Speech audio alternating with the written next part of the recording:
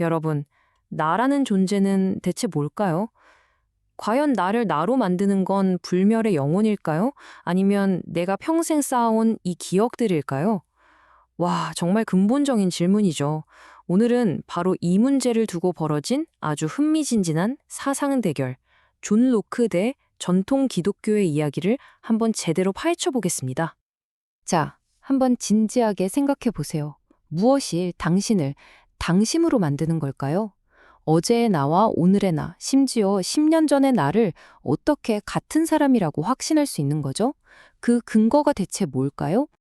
아마 많은 분들이 영혼 아니면 기억 혹은 의식 이런 것들을 떠올리셨을 거예요. 맞습니다. 바로 이 지점에서요, 수천 년 동안 이어져 온 두 개의 거대한 세계관이 꽝 하고 부딪힙니다. 한쪽은 보이지 않는 영혼이 핵심이라고 말하고 다른 한쪽은 아니, 우리가 살아오면서 쌓은 기억이 전부라고 말하죠. 자, 그럼 먼저 아주 오랫동안 서구 사상의 뿌리가 되어온 전통적인 관점, 바로 기독교의 인간 이해부터 한번 들여다볼게요.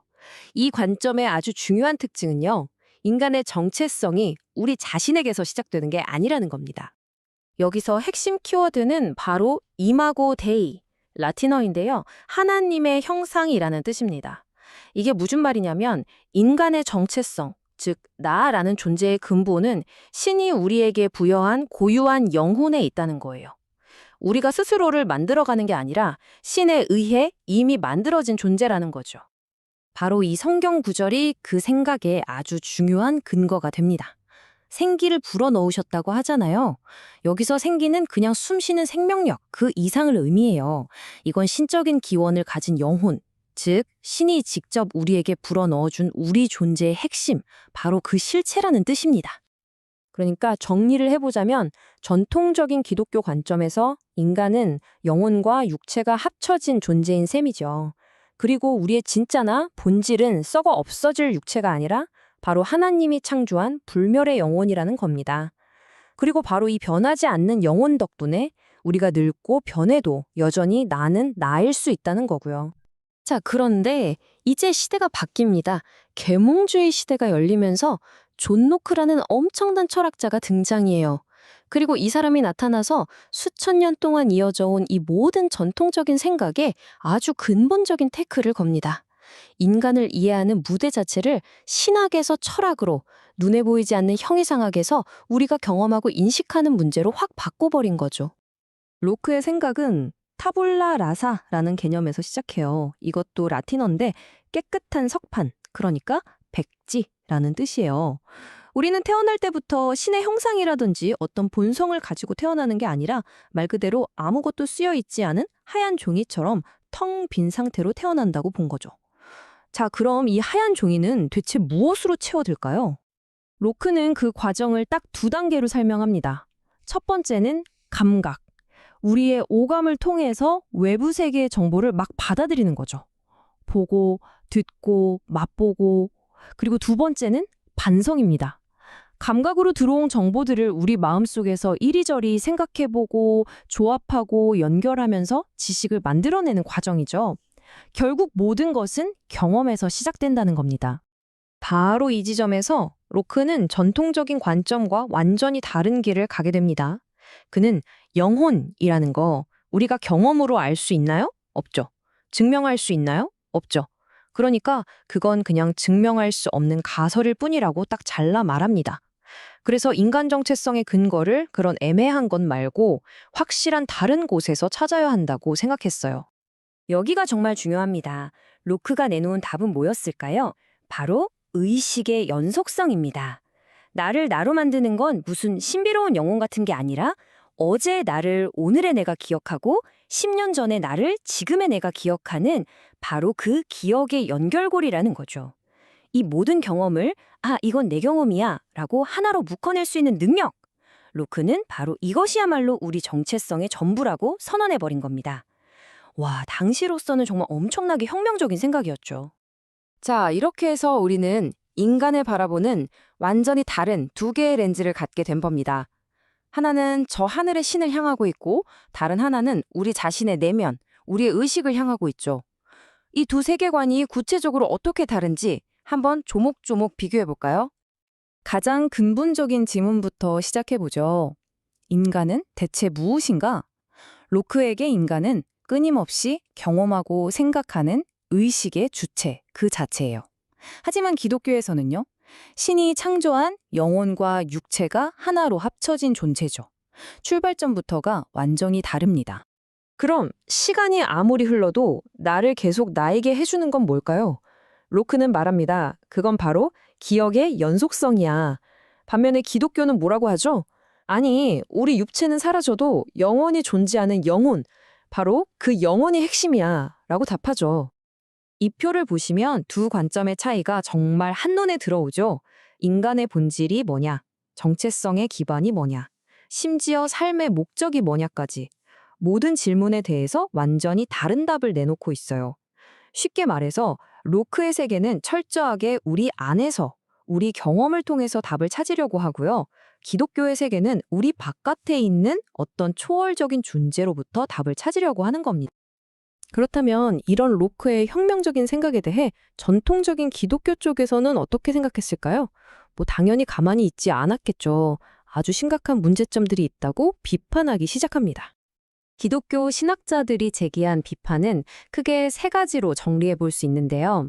이 세 가지를 들어보시면 왜 로크의 생각이 전통적인 세계관에 그렇게나 큰 위협으로 느껴졌는지 바로 이해가 되실 겁니다. 첫째, 인간의 초월성이 사라진다는 거예요.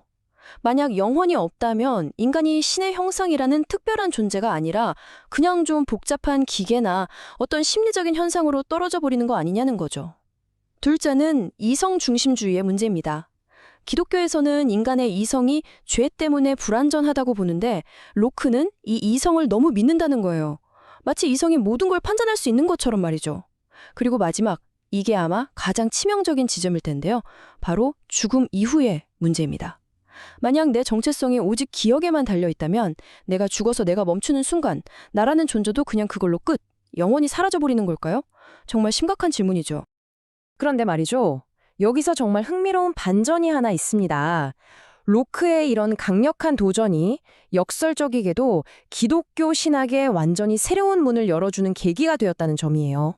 생각해보세요. 로크가 모든 건 이성과 경험으로 증명해봐 라고 하니까 신학자들도 더 이상 원래 그랬어 라거나 성경에 나와 있어 라는 말만 할 수는 없게 된 거예요. 그들도 이제 이성과 경험이라는 똑같은 무기를 들고 신앙을 지켜내야만 했죠. 바로 이 과정에서 신앙의 합리적 변증이라는 새로운 신학 분야가 탄생하게 된 겁니다. 의도치 않은 결과였죠. 자, 우리는 신적인 개념인 영혼에서 출발해서 아주 심리적인 개념인 기억까지 정말 긴 여정을 함께 했습니다. 그리고 이 모든 논의는 결국 맨 처음 던졌던 그 질문으로 다시 돌아오게 되네요. 그래서 당신은 누구입니까? 이 두 생각의 충돌은요, 그냥 옛날 철학자들의 말싸움 그 이상입니다. 이건 인류가 자기 자신을 이해하는 방식 자체가 완전히 바뀌는 거대한 패러다임의 전환을 보여주는 거예요. 우리가 우리 자신을 신과의 관계 속에서 이해하던 시대에서 이제는 우리 자신의 경험 속에서 우리 스스로를 이해하는 시대로 넘어오게 된 거죠. 결국 이 질문에 대한 최종적인 답은 우리 각자의 몫으로 남게 됩니다. 여러분은 누구인가요? 여러분의 머릿속에 있는 기억들의 총합인가요? 아니면 그 모든 기억과 경험을 넘어서는 어떤 영원한 무언가가 여러분 안에 있다고 믿으시나요? 바로 이 질문이야말로 존 로크와 기독교가 수백 년이 지난 오늘 우리에게 던지는 가장 근본적인 질문이 아닐까 싶습니다. 네, 마지막 프레젠테이션까지 잘 들어봤네요. 존 로크라는 사람의 인간관을 이제 기독교적인 관점에서 생각을 해봤는데요. 존 로크는 사실 기독교적인 관점을 비판하면서 자신의 생각을 발전시킨 거죠.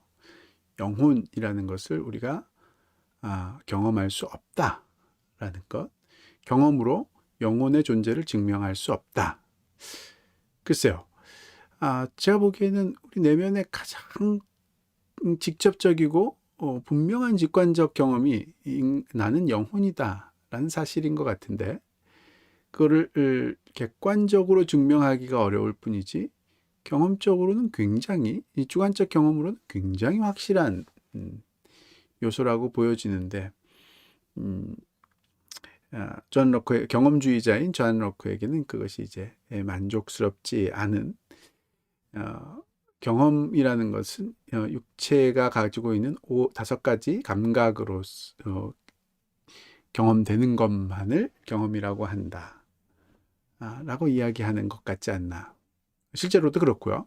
그러니까 경험의 범위도 축소시키고 또 경험으로 증명할 수 있다. 경험한다라는 의미도 축소시키고 경험으로 증명한다라는 것도 아주 좁은 범위에서 생각하는.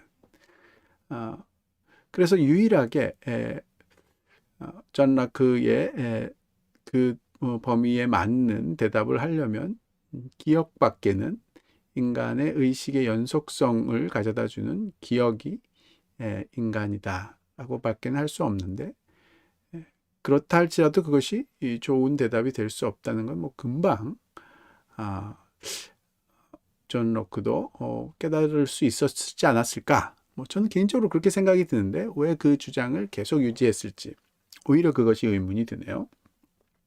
가장 큰 이유는 그 전까지의 전통적인 영혼의 개념, 인간을 바라보는 관점이 마음에 들지 않는 그 요소가 제일 크지 않나.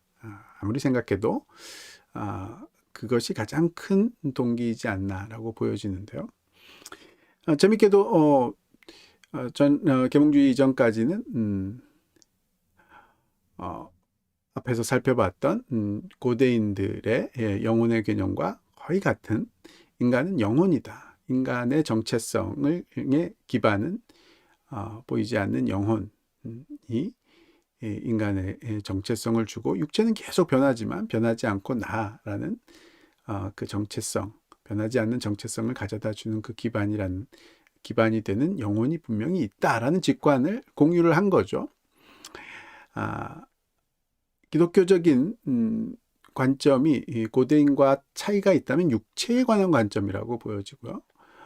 보통 고대인들은 육체를 영혼을 감싸고 있는 영혼을 괴롭히는 또는 영혼을 억압하는 그런 감옥 같은 영혼이 자유롭지 못하게 만드는 그런 요소가 육체이다라고 생각을 했다면 제가 생각하기에는 기독교는 육체란 영혼의 표현 도구이다. 그래서 인간의 완전한 모습은 영혼과 육체가 가장 아름다운, 가장 올바른 그런 관계를 형성할 때 진정한 나 자신의 인간의 정체성이 드러나고 발견하게 된다. 그렇지만 이제 그 둘 중에 더 핵심적인 근원적인 요소는 영혼이라고 보는 거죠.